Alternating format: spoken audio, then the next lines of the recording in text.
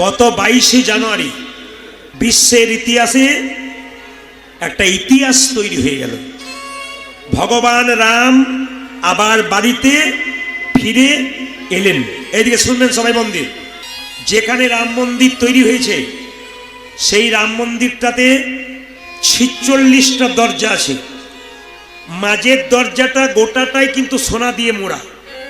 খুব ভালো করে শুনবেন, যে যেখানে বসে আছেন। ভগবান রাম আবার যখন এসেছেন, সব ধর্মকে সমান সম্মান দিয়ে গেলাম।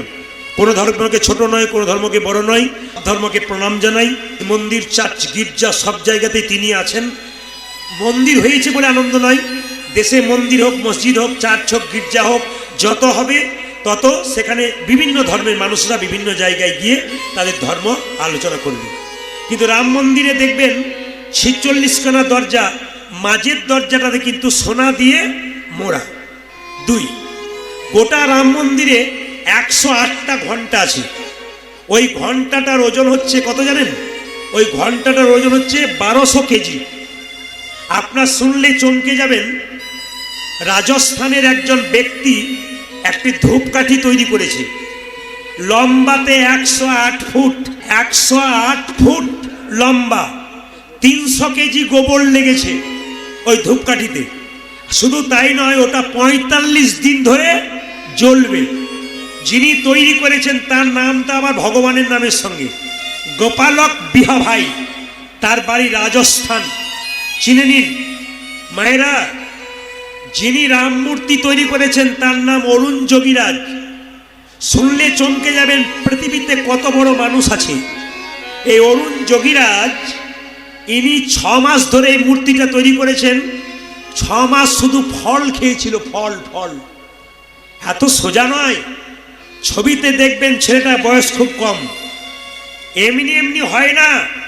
ভগবানের ভজন করতে গেলে ওনার স্ত্রী বলছেন, উনি যতদিন থেকে ওই রামকে তৈরি করবেন, মূর্তিগুলো তৈরি করবেন, ততদিন সাধুর মতো জীবনযাপন করেছেন সংসারে। সাধু যেমন বাস করে সেরকম একবারে ফল মূল খেয়ে শুদ্ধ আচরণ করে সারাদিন থেকে রামের মূর্তি তৈরি করেছেন। ছেলেটির বয়স বেশি নয়, 11 বছর বয়স থেকে ও আঁকা শিখেছিল। চিত্রশিল্পী তৈরি হয়েছিল 11 বছর বয়স থেকে। এখন তিনি বুঝতে পারলেন, তিনি বললেন, যখন আমার ডাক এলো রামের মূর্তি তৈরি করতে হবে, তখন আমার জীবনে এর চাইতে পাওয়ার কিছু নাই। আমার আনন্দ বেড়ে গেল। 6 মাস ধরে একটা মানুষ শুধু ফল খেয়ে আছে আর রামের মূর্তি তৈরি করছে, কম বয়সের ছেলে। আমাদের আপনাদের শেখা দরকার। একদিন একাদশী করতে পারছি না, একদিন খাবার না খেলে আমাদের পেট ভরছে না, আমরা জীবনে ত্যাগ স্বীকার করতে পারছি না। এদের কাছ থেকে আপনার শিখে নিন, এরা কি করছে আর আমরা কি করছি, জীবনে কি করলাম আমরা। খুব বিচার বিবেচনা করতে হবে আপনাদের ভেতরে। কিন্তু তার স্ত্রী বলছেন যে আমি জীবনে ধন্য আমার এরকম স্বামী পেয়ে, যে আমার স্বামী ভগবানের নামে নিজেকে নিয়োজিত করে দিয়েছে, ধন্য হয়ে গেলাম আমি। শুনলে চমকে যাবেন, ওই মন্দিরের মধ্যে যেগুলো ছিল না সেগুলো দেখা যাচ্ছে। কি দেখা যাচ্ছে? মন্দির তৈরি হওয়ার পর হনুমান ছিল না, প্রচুর হনুমানের আবির্ভাব। কেন বলুন তো? স্বয়ং ভগবান আসছে বলে হনুমানগুলো পর্যন্ত। পশুগুলো ভগবান চিনতে পারলো, আমরা চিনতে পারলাম না। পশুগুলো ভগবান চিনতে পেরেছে, ভগবান আসবেন বলে, আবার ফিরে আসছেন রাম বলে।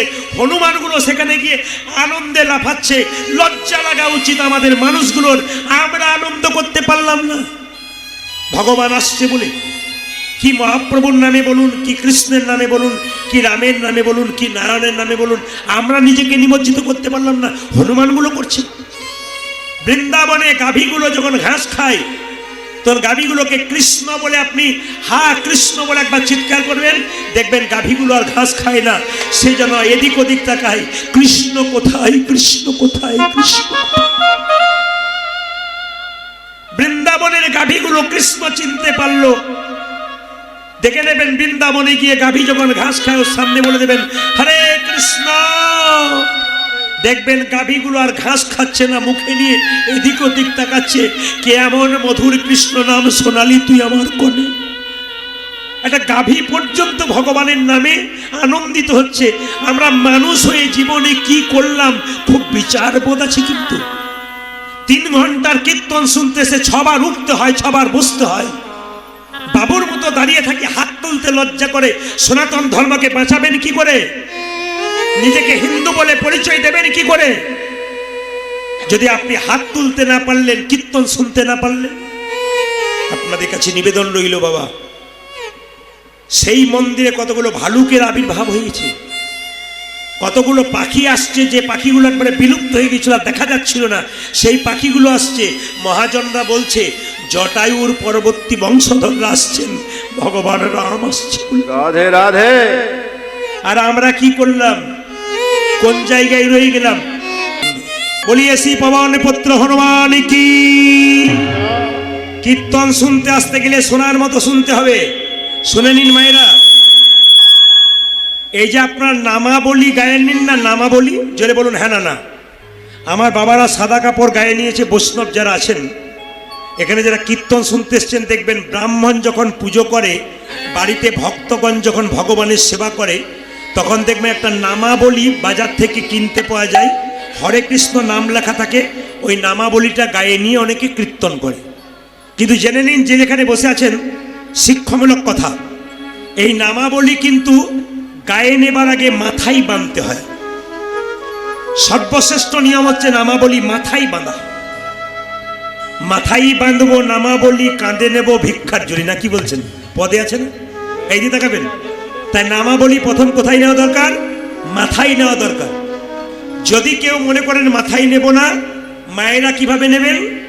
এরকম করে মন্দিরে বসে কাপড়টা, নামাবলীটা মাথায় নিয়ে, গোটা গায়ে চাঁদের মতো নিয়ে চুপচাপ বসে কোণে ভজন করবেন।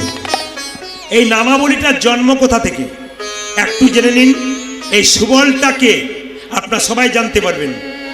রামচন্দ্র কত বছরের জন্য বনবাসে গেল? জোরে বলুন আপনারা, জোরে বলুন। 12 বছর, 14 বছর, জোরে বলবেন।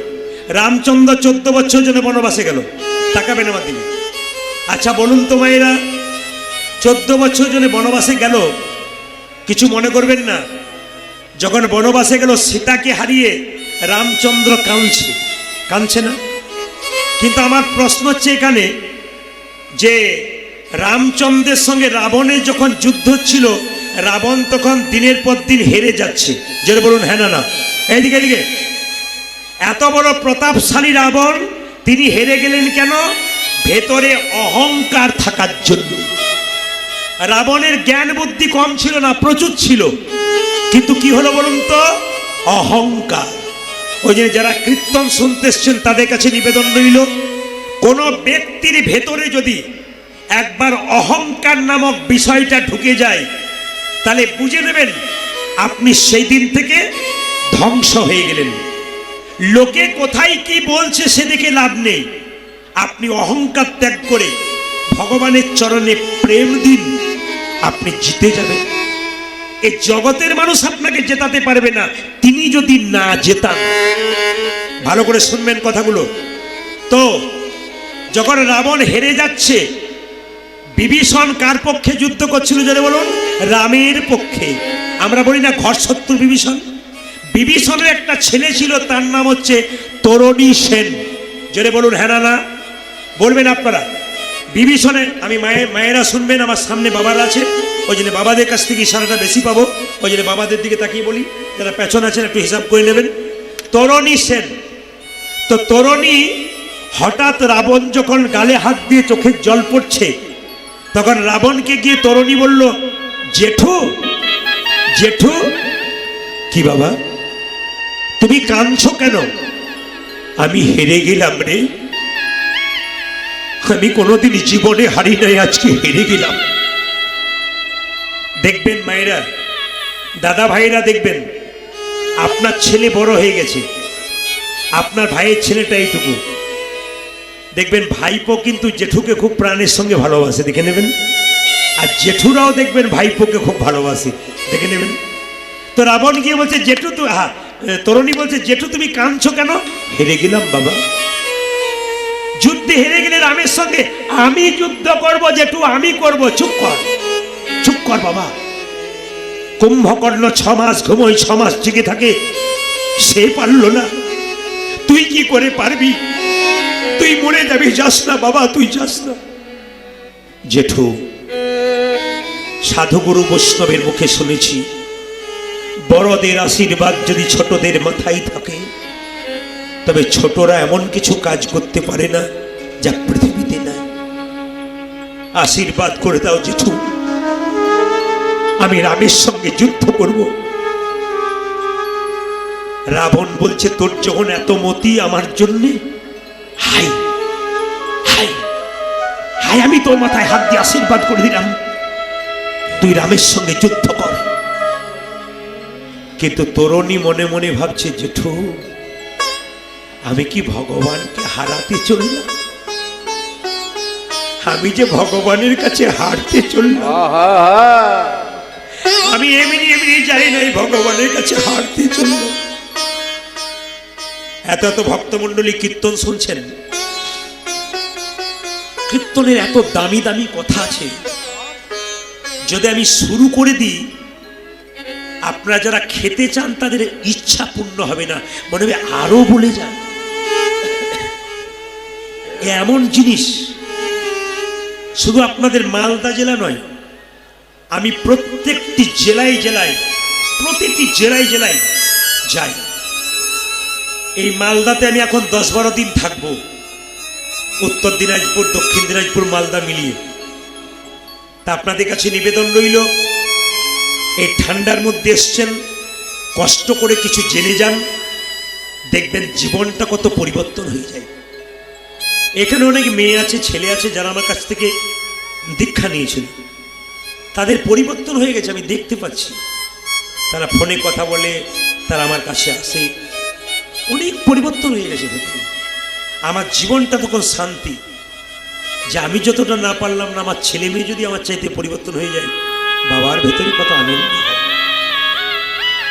তো যে যেখানে বসে আছেন একটু মন দিয়ে শুনে নেবেন। জেঠু আমি তো যুদ্ধ করতে যাই নাই, মনে মনে ভাবছে আমি যে রামের কাছে হারতে চললাম। ভগবানের কাছে কখনো কেউ জিততে যায়? রাবণ বুঝতে পারলো না, খালি আশীর্বাদ করে বলল, যা তোকে আশীর্বাদ দিলাম, তুই যুদ্ধ কর। এইবার কার কাছে যাবে বলুন তো? তরুণীর মায়ের নাম ছিল কি? তরুণীর মায়ের নাম ছিল সরমা। একটা হলুদ কাপড় পরে চুপচাপ বসে আছে, তরুণী আসবে, তাকে খেতে দেবে। তরুণী গিয়ে মায়ের পায়ে প্রণাম করে বলছে, মা তুমি নিজের হাতে খাইয়ে দাও। কেন বাবা? আর তোমার হাতে খেতে পাবো কি?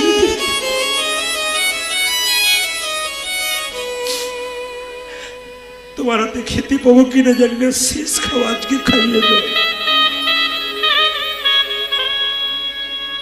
মনে মনে বলছে, আর বাইরে বলছে, মা আমার খাওয়া শেষ হলে গেলে একটা জিনিস চাইবো, তুমি দেবে? মা তখন বলছে, বোকা কোথাকার, পৃথিবীতে মা মায়ের কাছ থেকে ছেলে চাইলে মা দিতে পারে না এমন কি আছে? মা যে তার সর্বস্ব ত্যাগ করে সব দিয়ে দেয়, আমাকে কি চাইবি তুই? আমি আগে আমার মাথায় হাত দিয়ে কথা দাও, আমি তোমার কাছে যা চাইবো তুমি দেবে।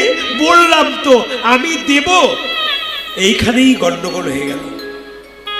মা মাথাতে হাতটা দিয়ে বলল, আমি তোকে তাই দেব, তুই যাই চাইবি। মা আশীর্বাদ দাও, আমি যুদ্ধ করব। চুপ কর, কার সঙ্গে যুদ্ধ করবি?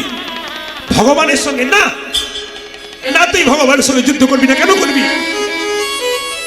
আমি কিন্তু তোমাকে মাথাতে হাত দেওয়া করিয়ে দিয়েছি তার আগে। বলুন তো মায়েরা, এ জগতের এমন কোন মা আছেন যে তার ছেলেকে যুদ্ধে যেতে দেবে? হাত তুলে দেখান তো। যেতে দেবেন যুদ্ধে আপনার ছেলেকে?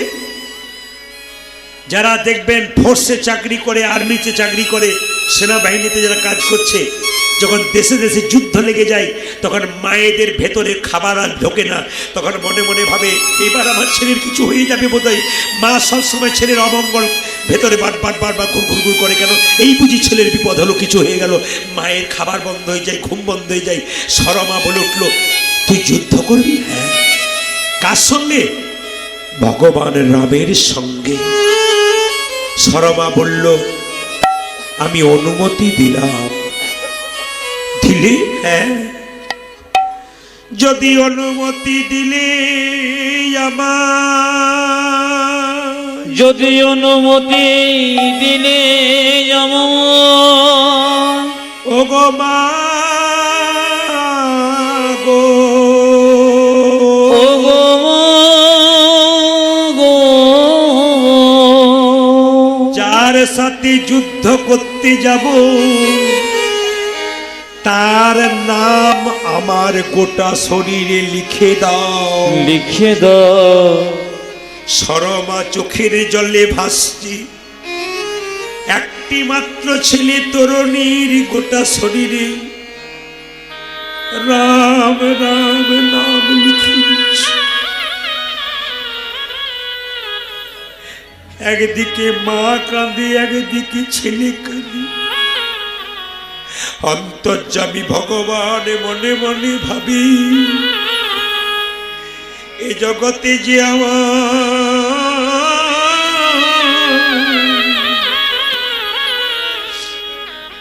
এই জগতে যে আমার চোখের, হরিবল হরিবল হরিবল, এই জগতে যে আমায় চোখের জলে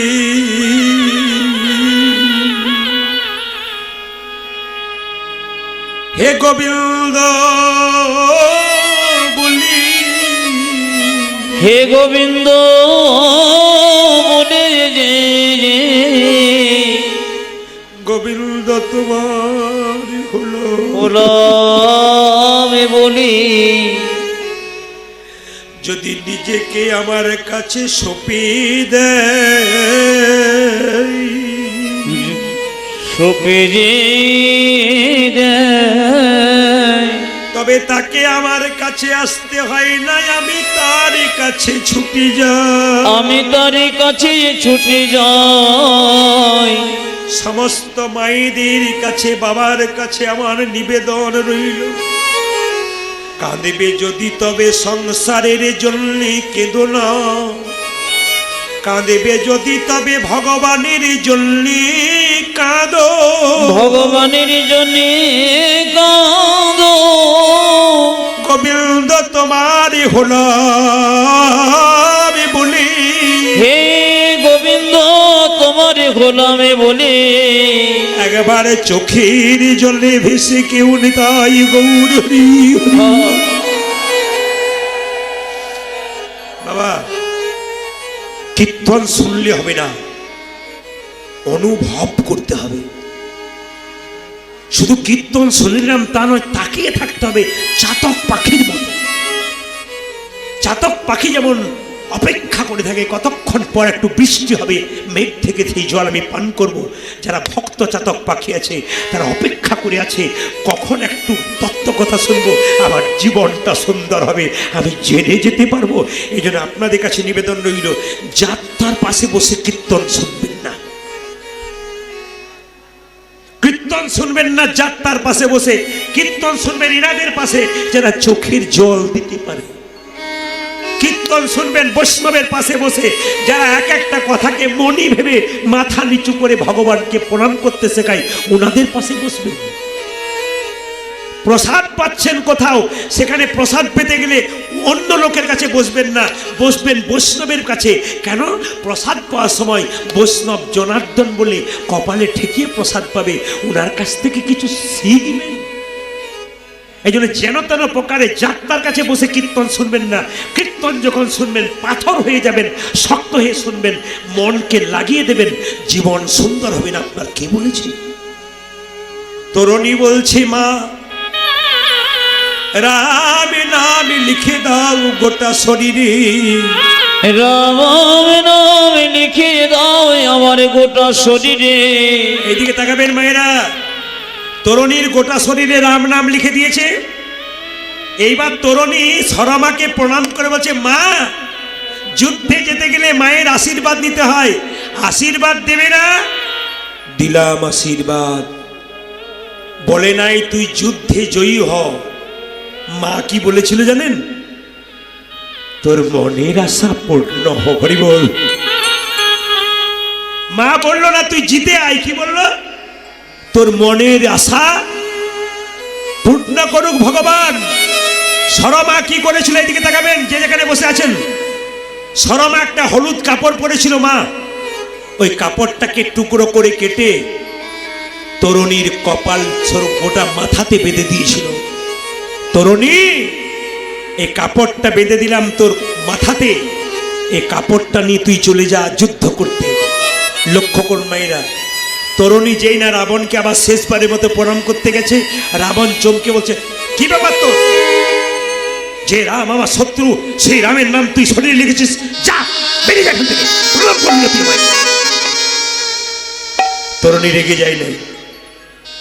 যেজন কৃষ্ণ ভজে সে বড় চতুর। জেঠু, আমি কার ভাইপো বলো তো? কেন রাবণের? আমি রাম নাম লিখলাম কেন বলো তো? বোঝাচ্ছে কেমন দেখুন। আমি রাম নাম লিখলাম কেন বলো তো? আসলে রামের সঙ্গে যুদ্ধ করতে যাব, আমার শরীরে রাম নাম লেখা আছে, যদি যুদ্ধ না করে তাহলে হেরে যাবে, আমি জিতে যাবো, ব্যাস চলে আসবো। রাবণ বুঝতেই পারলো না চালাকিটা, বললো, বাহ, এই না হলে আমার ভাইপো, যা তুই যুদ্ধ করতে যা। মায়েরা তাকান, তরুণী যুদ্ধক্ষেত্রে গেছে, একদিকে রামচন্দ্র দাঁড়িয়ে আছে, একদিকে বিভীষণ দাঁড়িয়ে আছে, কিন্তু একবারও বিভীষণ বলে নাই যে আমার ছেলে বটে। দেখুন কেমন বাবা, দেখুন মা বাবা কেমন হয় পৃথিবীতে। কৃষ্ণকে ভজন করার জন্য ছেলেকে কি করতে পারে, এরকম মা বাবা হলে সেরকম সন্তান জন্ম দেয়। তাকান আমার দিকে, কি করছে রামচন্দ্র যখন দাঁড়িয়ে আছে, বিভীষণ দাঁড়িয়ে আছে, পেছন থেকে সামনে থেকে চিৎকার করছে কে? তরুণী, প্রভু রাম, প্রভু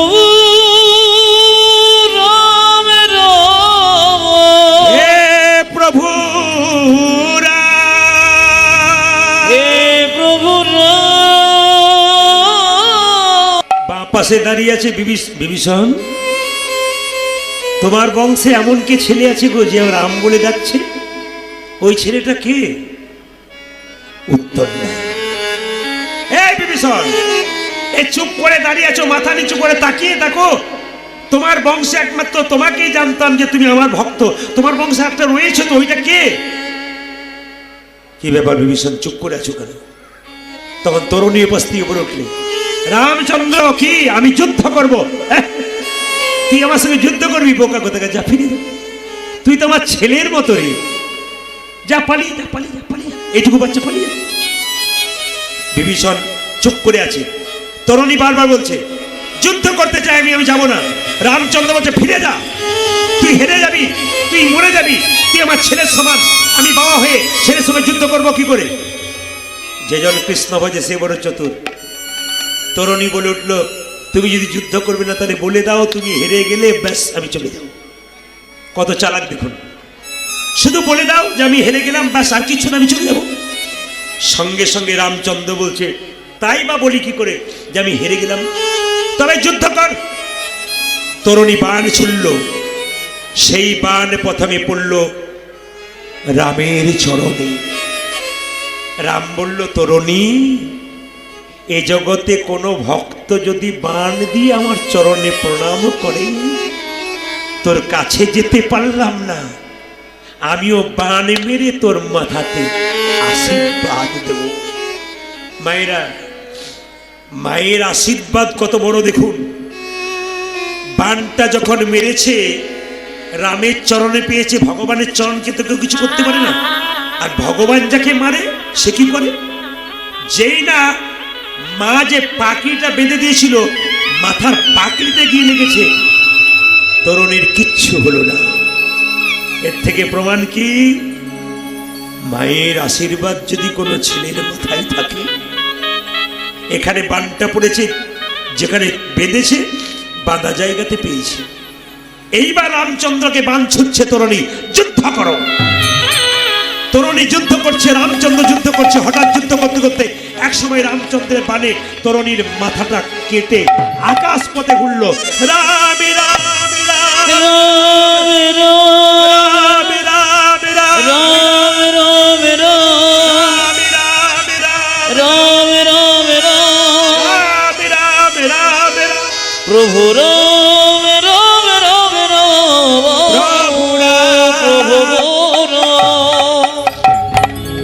তরুণীর কাটা মুন্ডটা রামচন্দ্রের চরণে পড়ে আছে। তাকান, মাথাতে বাঁধা আছে সরমার হলুদ কাপড়। তাকাবেন আমার দিকে। বিভীষণকে জিজ্ঞেস করছে রামচন্দ্র, বিভীষণ এ কে? বিভীষণের দিকে তাকাচ্ছে, তখন দেখছে বিভীষণের চোখ থেকে জল। জল কেন? এতক্ষণ চুপচাপ দাঁড়িয়েছিলে, কাঠা মাথা থেকে কাঁদছো কেন? তুমি কি হয়েছে তোমার? বলো বিভীষণ, তুমি কাঁদছো কেন? বিভীষণ বলল, প্রভু এটা আর কেউ নয়, আমার একমাত্র বংশের প্রদীপ, আমার একমাত্র তরুণী, আমার ছেলে। চুপ করো। বাবা হয়ে ছেলের মৃত্যু দেখছি, কিছু প্রতিবাদ করছি না। চুপ করো। তুমি কেমন বাবা? তুমি দেখতে পাচ্ছ আমার হাতে মরবে, তবু তুমি কেন চুপ করে দেখছো? বিভীষণ বলে উঠল, ঠাকুর রাক্ষস কুলে জন্ম নিয়ে আমি তো পাপ করেছি। আমার ছেলে রাক্ষস কুলে জন্ম নিয়ে যদি তোমার চরণ পায়, ওর যে জীবন ধন্য হয়ে যাবে। বাবা যদি বাবার মতো হয়, সেই বাবাকে কোটি কোটি বার প্রণাম করা যায়।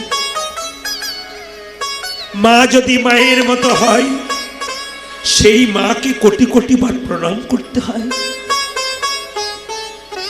মা ছেলে জন্ম দিয়েছে মানে মানুষ করে চাকরি পাবে এ নয়। চাকরি পাক, মনুষ্যত্ব বিবেক তৈরি করতে গেলে প্রত্যেকটা মায়ের কাছে প্রদীপ পালের নিবেদন রইল, ছেলেগুলোকে কৃষ্ণ ভক্ত করে যান। ছেলের জন্য কি রেখে গেলেন? 10 লাখ টাকা 20 লাখ টাকা রেখে গেলেন তা নয়, ছেলেকে সম্পদ তৈরি করে যান যেন কৃষ্ণ ভক্ত হতে পারে। মৃত্যুর পরে আপনার সাধ্য কাজ করে আপনার সব সমর্পণ করতে পারে, তবে তো সন্তান জন্ম দেওয়ার মানে নইলে তো বেকার হইল। আপনাদের কাছে নিবেদন রইল বাবা, এইদিকে তাকাবেন। রামচন্দ্র বলল, তরুণী এই যে তোর কাটা মুন্ডটা আমার সামনে রইল, আমি কথা দিলাম তুই আমার দিকে জল জল করে তাকাচ্ছিস, তুই আমার সম্মুখে দাঁড়িয়ে আছিস, আমার সম্মুখে তোর মাথাটা, তুই আমার দিকে তাকাচ্ছিস। কথা দিলাম তরুণী, আগামী দাপরে আমি হব কৃষ্ণ, তুই হবি আমার সুবল সখা।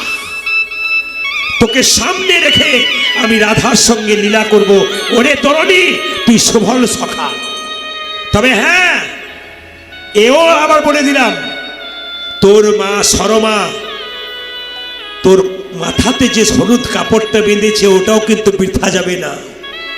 তোর ওই শরীরের রক্ত দিয়ে আমি তোর মায়ের হলুদ কাপড়ে রাম রাম নাম লিখে দিলাম। এ যুগে এটা হলো রামা বলি,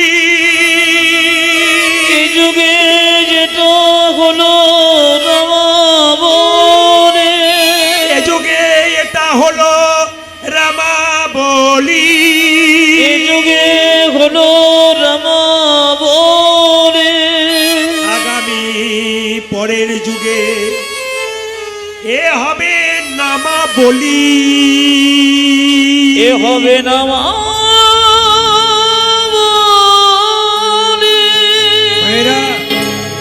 নামাবলির জন্ম রামাবলি থেকে হলো, তরুণীর মায়ের সরমার কাপড় থেকে হলো। কত অজানা জিনিস আমাদের জানা নাই, সেগুলো জানবার জন্য আমরা আসরের মধ্যে আসি। আপনারা হাঁ হয়ে শুনছেন। একজন জিজ্ঞেস করছে আমাকে, দাদা কি পালা হবে? আমি ওকে বললাম, কিছু মনে করবেন না, আমি তো পালা জানি না। কি বলছেন আপনি? পালা জানেন না? তাহলে আপনি কি জানেন? বললাম, আমি তো পালা জানি না, লীলা জানি। লীলা কীর্তনের পালা হয় না বাবা। যিনি পাকা লোক তিনি কিন্তু কোনোদিন কীর্তনিয়াকে জিজ্ঞেস করবে না আজকে কি পালা হবে। তিনি জিজ্ঞেস করবেন আজকে বিষয় কি, আজকে আলোচনা কি, আজকে লীলা কি। ভগবান পালা করেন নাই, লীলা করেছে।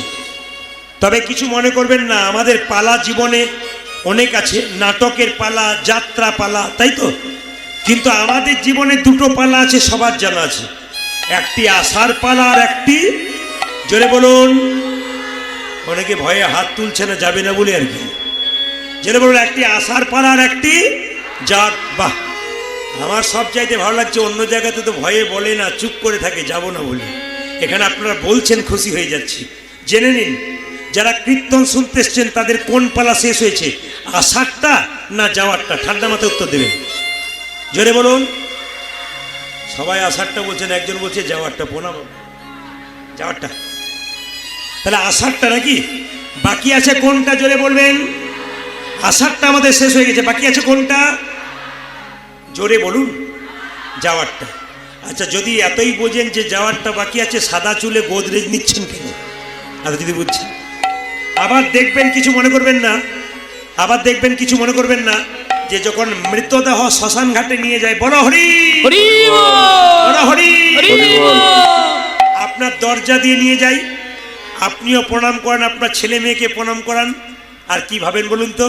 ও বোধহয় গেল, আমি বোধহয় যাবই না। পাক্কা কথা। যদি ভাবতেন তাহলে তো কিছু হয়ে গিয়েছিল। আপনি ভাবলেন যে ও চলে গেল, আমি বোধহয় যাবো না, এরকমই থেকে যাব। কিন্তু যিনি মরে গেলেন তিনি মরেন নাই, তিনি জানিয়ে দিয়ে গেলেন, আমাকে দেখে শিখে নাও, আমি যেমন হেলতে দুলতে মাচাতে চললাম, তুমি যতই সংসারে আনন্দ করো, গাড়ি বাড়ি টাকা করো, আমাকে দেখে শিখে নাও, এরকম মাচার ওপরে চেপে তোমাকেও কিন্তু একদিন যেতে হবে। না কি বলছেন? ও মায়েরা, বৈষ্ণবনগরে কোথাও কসাইখানা আছে, ছাগল কাটা হয়। তো দেখবেন মায়েরা, যেখানে মাংসর দোকান, ছাগলের দোকান থাকে, ছাগল কাটে যেখানে, সেখানে দেখবেন একটা ছাগলকে কেটে ছালটাকে ছুলে দিব্যি টাঙিয়ে দিয়েছে, আর একটা ছাগল পাশে বসে দিব্যি কাঁঠাল পাতা চিবোচ্ছে। ও জানে না যে পরের লাইনটা ওর আছে। আমরা সব কাঁঠাল পাতা চিবানো লোক, আমরা জানি এর পরের লাইনটা আমাদের আছে, কিন্তু তবু আমরা কাঁঠাল পাতা চিবোচ্ছি, দিব্যি বুঝছি না যে ছাল ছাড়িয়ে টাঙানো আছে, এরপরে আমারও হবে। এই দোষটাই হচ্ছে আমাদের আসল দোষ। কৃষ্ণ আর দাদা বলাই দুজনে বসেছে। সখাদের মধ্যে একজন প্রিয় বন্ধু ছিল সুবল। সে দেখলো কৃষ্ণ কেন বসলো। মায়েরা কিছু মনে করবেন না, আপনারা তো রাধার কথা শোনেন, কৃষ্ণের কথা শোনেন, কিন্তু আপনাদের কাছে আমার প্রশ্ন থাকে, কীর্তন শুনতে আসবেন। আপনার গত পরশু থেকে কীর্তন শুনছেন, বহু ভালো ভালো কীর্তনিয়ারা এখানে কীর্তন গান গাইছেন। আমার আগে যিনি গাইছিলেন, কণ্ঠটি ভারী সুন্দর সুন্দর গাইছিলেন। আমি যতক্ষণ থেকে এসে শুনলাম, খুব ভালো গাইছিলেন। তা আপনাদের কাছে নিবেদন রইল, কীর্তন আপনারা শুনছেন তো কীর্তন শুনবেন আপনারা, কিন্তু জানতে আসবেন। কি জানবেন? রাধারানীর সম্পর্কে জানতে হবে।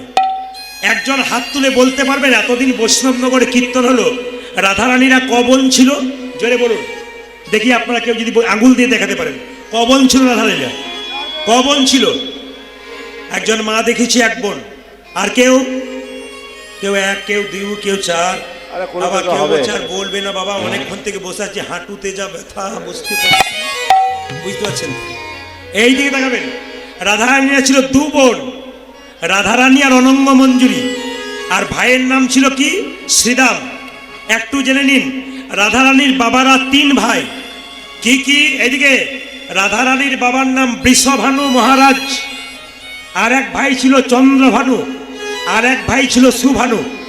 তো বৃষভানু রাজার দুটো মেয়ে, একটা রাধারানী আর একটা অনঙ্গ মঞ্জুরি, আর একটি ছেলে নাম শ্রীদাম। আর চন্দ্রভানুর একটি মাত্র মেয়ে, তার নাম চন্দ্রাবলী। আর সুভানুর একটা ছেলে, তার নাম সুবল। আচ্ছা মায়েরা কিছু মনে করবেন না, কাকার ছেলে আর জেঠার মেয়ে, ছেলে মেয়ে হলেও দেখবেন মুখের ভাবটা কিন্তু প্রায় একই রকম। জোরে বলুন হ্যাঁ না? দেখবেন আপনারা, আপনার এখানে কাকার ছেলে, বেটা ছেলে, আর জেঠুর মেয়ে, দু ভাই বোন, ওদের দেখবেন মুখের দিকে তাকাবেন প্রায় দেখতে একই রকম। তো সুবল ছিল ঠিক রাধার মতো কিছুটা ভাবটা। সুবল যেই না কানাইয়ের কাছে গেছে, কানাই, সুবল তখন কানাই তখন মনে করে, সুবল রে তুই কেন এলি? তোকে দেখে তো আমার রাধার কথা মনে পড়ে গেল, তুই তো দেখতে কিছুটা রাধার মতো। সুবলেরও বদনে হেরি, নয়নে গলয়ে ভারী। আরে সুবলের বদনে হেরি, নয়নে বহয়ে বাড়ি। তুই আমাকে রাধার কাছে নিয়ে চল, তুই ছাড়া কেউ পারবি না। সুবলেরও বদনে হেরি, সুবল আর দেরি করিস না, সুবলেরও করে ধরি গমন করল হরি। আগে সবলের করে ধরে গমন করল হরি। ভগবান শ্রীকৃষ্ণ বলল, এই সুবল তুই আমার রাধাকে এনে দিতে পারবি? সুবল বলছে, শোন কানাই, তোর রাধাকে এনে দিতে পারতাম, কিন্তু আনতে পারবো না। বলে কেন? এই দেখ, তোর মাথাতে চূড়া আছে, তাকে বল তোর রাধাকে এনে দেবে। তোর গলাতে মালায় আছে, তাকে বল তোর রাধা এনে দেবে। তোর এখানে বাঁশি আছে, তাকে রাধাকে আনতে বল। তোর পায়ে নুপুর আছে, তাকে রাধাকে আনতে বল। তাকান, এরা সবাই তো ভক্ত। কৃষ্ণ বলল, হ্যাঁ রে ময়ূরপুচ্ছ, তুই কি আমার রাধাকে আনতে পারবি? ময়ূরপুচ্ছ বলছে, হে গোবিন্দ, কত যোগী কত মুনি ঋষি কতদিন সাধনা করে সাধনা করে তোমার চরণে পাওয়ার জন্য, কিন্তু আমি কত ভাগ্যবান, আমি তোমার মাথায় জায়গা পেলাম। তবে এক কাজ করো। বলে কি? অন্য কাউকে বলো। মালা, তুই কি আমার রাধা আনতে পারবি? মালা বলছে, সদর ছেড়ে মফস্বলে যাব না, আমি তোমার রাধা আনতে পারবো না। ওরে নুপুর, তুই কি রাধা আনতে পারবি? নুপুরে তুই কি রাধা আনতে পারবি? নুপুর বলছে, আমি তোমার রাধা আনতে পারবো না। কত যোগী কত মুনি ঋষি কতদিন ধরে সাধনা করে তোমার চরণ পাবার জন্য, তবু তোমার চরণ পাই না। আমার মতো ভাগ্যবান যদি তোমার চরণে পেয়েছি, আমাকে চরণ ছাড়া করে দিও না। তাহলে বাঁশি, তুই কি আমার রাধা আনতে পারবি? বাঁশি বলছে, হ্যাঁ আমি আনতে পারতাম, কিন্তু আনবো না। বলে কেন? আমার অভিমান হয়েছে। বলে কেন? সারাদিন তুমি জঠর অঞ্চলে বেঁধে রেখেছো, একবারও তো অধরান্বিত চুম্বন করাওনি। একবার অধরান্বিত চুম্বন করালে আমি তোমার রাধাকে এনে দেবো। যেটা অধরান্বিত চুম্বন করেছ, আপনি কি করলো ভাইরা? বৃন্দাবন বিলাসী বিলাস রে রাধে জয় রাধে, রমণী মুকুটমণি উলুধ্বনি রাধে জয় রাধে। তালি। বৃন্দাবন বিলাস রে রাধে জয় রাধে, রমণী মুকুট মনে রাধে জয় রাধে। বৃন্দাবন বিলাসিনী রাধে জয় রাধে, রমণী মুকুটমণি রাধে জয় রাধে। উলুধ্বনি। বৃন্দাবন বিলাসিনী জয় জয় রাধে, রাধে মুকুটমণি জয় জয় রাধে। জয় রাধে জয় রাধে জয় রাধে জয় রাধে রাধে জয় রাধে জয় রাধে জয় রাধে রাধে। বৃন্দাবন বিলাসী রাধে জয় রাধে, রমণী মুকুটমণি রাধে জয় রাধে। উলুধ্বনি। বৃন্দাবন বিলাস রে রাধে জয় রাধে, রমণী মুকুট মনে রাধে জয় রাধে। জয় রাধে জয় রাধে জয় রাধে জয় রাধে জয় রাধে জয় রাধে রাধে রাধে। মেয়েরা, যার যেমন ভাব তার তেমন লাভ। কে কেমন বাঁশি শুনছে দেখুন। বৃন্দাবনে বাঁশি বাজলো, কে কে বাস করে? মা যশোদা, পিতানন্দ, সখাগণ সখীগণ, ব্রজগোপীরা, রাধারানী, সবাই বাঁশি শুনছে। একই বাঁশি বাজছে, কিন্তু সবাই শুনছে আলাদাভাবে। এই দিয়ে তাকাবেন, যার যেমন ভাব তার তেমন লাভ। যেমন অনেকে কীর্তন শুনছে, কি মনে মনে ভাবছে, 9টা বেজে গেল, আমাদের লোকটা ঘর আসবে, খাবার জন্য চিৎকার করবে, দরকার নাই বাবা, আবার কাল আসবো, যাই। যার যেমন ভাব। আবার অনেকে ভাবছে কি, না বাবা হরিনাম শুনতে হয়, কীর্তন শুনে তারপর যেতে হয়, ভক্তি ভরে একটু শুনে নি। ভগবান বাঁশি বাজালো, বৃন্দাবনে কে কে বাঁশি শুনলো? শুনুন। মা যশোদা শুনে বাঁশি, শুনবেন পদাবলীর মাধ্যমে, কথার মাধ্যমে শুনে কে কি বাঁশি শুনছে। মা যশোদা শুনে বাঁশি, দেননি দেননি, পিতানন্দ শুনে বাঁশি, এই তো বাধা আমি। ভজ সদা শোনে বাসি, দেননে দেননে, বেদানন্দ শুনে বাসি, এ তো বাধা জানে। আমি তাকাতে বলবো না, আপনারা আপনাদের পেছন দিকে তাকান। এক দুটি বাচ্চা আছে, একটি হলুদ সোয়েটার, একটা লাল সোয়েটার। তাকান পেছন দিকে। ওরা, ওদিকে বুঝতে দেবো না। ওরা দেখুন দাঁড়িয়ে দিব্যি হাত নাচাচ্ছে, আর 2-4 জন মা, মা যশোদা। আর দেখুন ওরা কি করছে দেখবেন। মা যশোদা শুনে বাসি দেননি দেননি, পিতা নন্দ শুনে বাসি এই তো বাধায়ানি। উড়ধ্বনি। যশোদা শুনে বাসি দেননে দেননি, পিতানন্দ শুনে বাসি এই তো বাধায়ানি। কে নাচতে বলেছে? কেউ বলেছে তুই নাচ? এগুলো পূর্বজন্মের স্বীকৃতি কেউ বলেছে? এগুলো প্রায় আসলে দেখতে পাই আমি, বাচ্চাগুলো দিব্যি নাচছে। বলুন দেখি কেউ বলেছে তুই নাচ? ওটা পূর্বজন্মের সুন্নতি। দেখুন, মা যশোদা শুনে বাসি দেননি দেননি, পিতানন্দ শুনে বাসি এই তো বাধায়ানি। সামনে সামনে।